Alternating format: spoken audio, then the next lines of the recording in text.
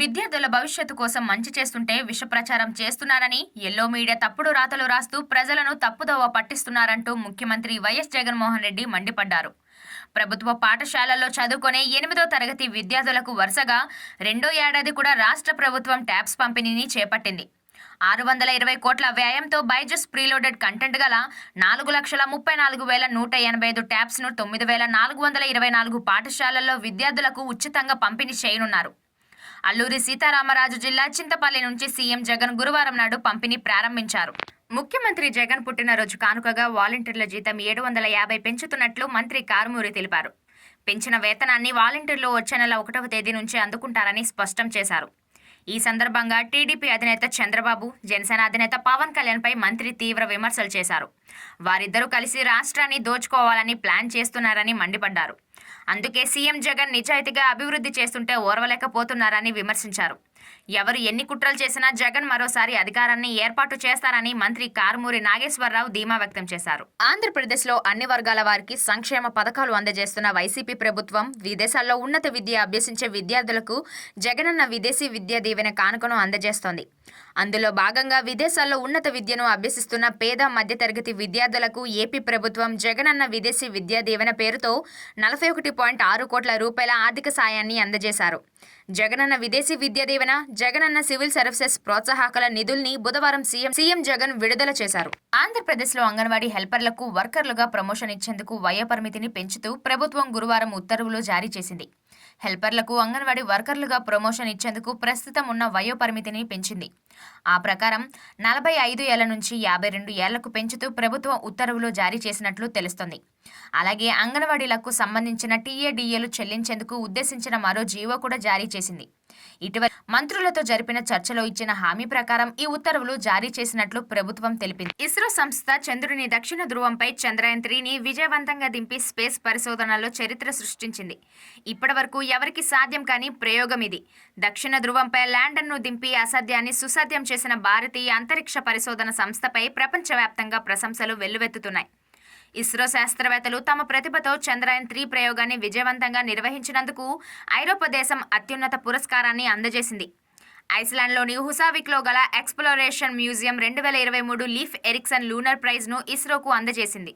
బలవంతపు వసూళ్లు, money laundering, సుమారు 200 కోట్ల స్కామ్ కేసులో జైల్లో ఉన్న సుకేష్ చంద్రశేఖరన్ సన్నిహితురాలుగా ఆయన నుంచి ఖరీదైన బహుమతులు పొందారనే ఆరోపణలపై బాలీవుడ్ నటి జాక్వెలిన్ ఫెర్నాండెజ్ పై ఈడీ కేసు నమోదు చేసింది. అనేకసార్లు ఆమెను విచారించింది. ఆమెకు బెయిల్ కొనసాగిస్తే ఆమె దేశం విడిచి పారిపోయే ప్రమాదం ఉందని తెలిపింది. ఈ కేసుకు సంబంధించిన విచారణ గురువారం ప్రత్యేక కోర్టులో జరిగింది. ఈ సందర్భంగా ఈడీపై కోర్టు ఆగ్రహం వ్యక్తం చేసింది. టార్గెట్ చేసిన విధం, వేధించే తీరు సరిగ్గా లేదని కోర్టు మండిపడింది. కొందరినే కావాలని వేధించడం, మరికొందరిని చూసి చూడనట్లు వదిలేయడం ఏంటని ప్రశ్నించింది. ప్రస్తుతం జాక్వెలిన్ మధ్యంతర బెయిల్పై ఉన్నారు. రెగ్యులర్ బెయిల్ కోసం దరఖాస్తు చేసుకున్నారు. కోర్టు ఈ విచారణ ఒక రోజుకు వాయిదా వేసింది. తప్పక గెలవాల్సిన 3వ వన్డేలో సంజు శాంసన్ మెరుపు సెంచరీ, హర్షదీప్ సింగ్ బుల్లెట్ బౌలింగ్తో సౌత్ ఆఫ్రికాను చిత్తు చేసి 78 పరుగుల తేడాతో ఘన విజయం సాధించి కేఎల్ రాహుల్ సేన వన్డే సిరీస్ను 2-1 తేడాతో కైవసం చేసుకుంది. ఈ మ్యాచ్లో తొలుత బ్యాటింగ్ చేసిన టీమిండియా 296 పరుగులు చేయగా లక్ష్య ఛేదనలో తడబడిన సౌత్ ఆఫ్రికా 45.5 ఓవర్లలో 218 పరుగులకి ఆలౌట్ అయింది. టీ20 సిరీస్ను సమం చేసిన సౌత్ ఆఫ్రికా వన్డేలో మాత్రం టీమిండియాను ఓడించలేకపోయింది. సెంచరీ హీరో సంజు శాంసన్కు player of the match award, Harshdeep సింగ్కు player of the series award దక్కాయి.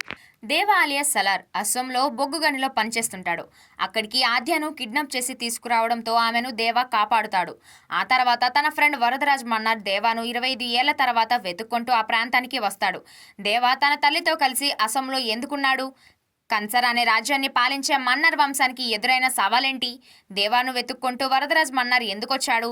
దేవా కాలాంతకుడుగా ఎందుకు మారాడు? దేవాకు సలార్ అని ఎవరు పేరు పెట్టారు? మన్నర్ వంశానికి సలార్కి సంబంధం ఏంటి? తెలుసుకోవాలంటే సలార్ మూవీ చూడాల్సిందే. బోయపాటిని, రాజమౌళిని మిక్స్ చేస్తే ప్రశాంత్ నీల్ అన్నట్టుంది సలార్. బాహుబలి తర్వాత ప్రభాస్కి orange movie Salaar. Interval block అదిరింది. యాక్షన్ సీన్స్ ఇంతవరకు ఇలా రాలేదని చెప్పొచ్చు. ఫ్యాన్స్కి మాత్రం పండగ ముందే వచ్చేసింది.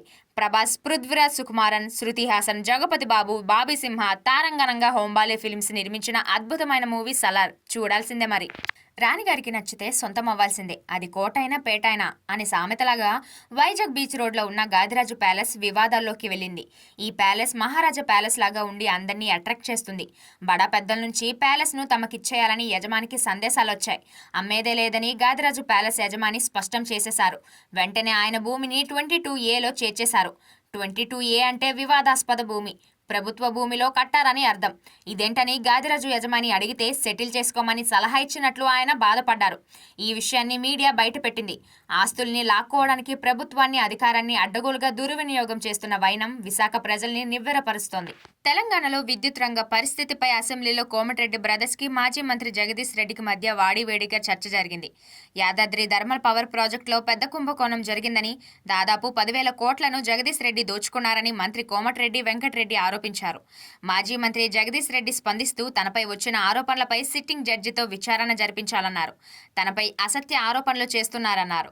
దీంతో సీఎం రేవంత్ రెడ్డి విద్యుత్ స్కామ్లపై జ్యుడిషియల్ ఎంక్వైరీకి ఆదేశిస్తున్నట్లు ప్రకటించారు.